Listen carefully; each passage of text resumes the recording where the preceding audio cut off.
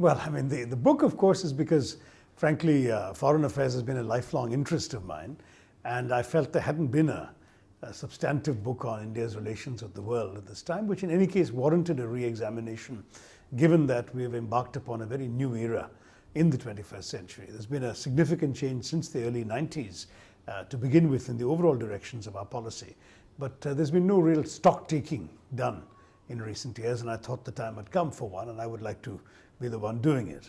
So that's why I chose to write this particular book. Why the title? I mean, nakedly, it's to catch the attention of readers. I mean, I didn't want a title that would make it sound like a textbook, because my idea wasn't to write a book for scholars or students alone, though I hope scholars and students will find some ideas and insights in it that are interesting to them.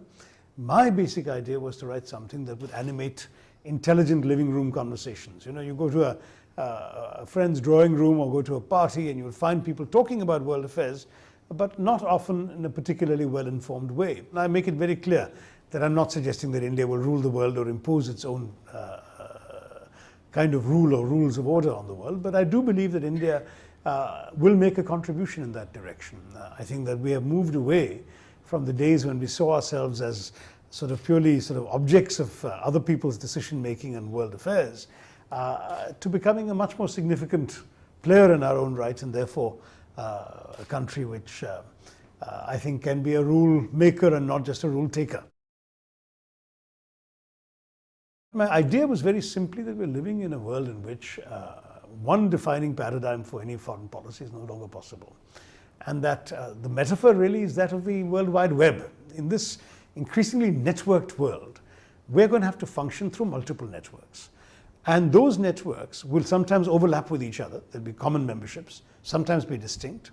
They will serve our purposes in different ways and for different purposes. But we are actually able to be in all of them. So we can belong to both the United Nations, which has everybody, and to SAARC, which only has our neighbors. We can belong to both the non-aligned movement, which reflects our experience of colonialism, and the community of democracies, which reflects our experience as a democracy. We can belong to both something like the G77, we're actually 120 odd developing countries, which for a while was seen as a kind of trade union of the developing world, and belong to the G20. See, substance is very important, and I think there is an increasing recognition in government that we need to be asymmetrical in our approach to many of these smaller countries, these neighbors of ours, that we need to be able to give them in a magnanimous spirit more than we expect to get from them. Because we displace so much more weight than any of these countries taken individually, and we actually displace more weight than all of them taken collectively. So we may as well recognize that our position is an unusual sort of heavyweight position in the subcontinent. Therefore, we can afford to be a little more generous.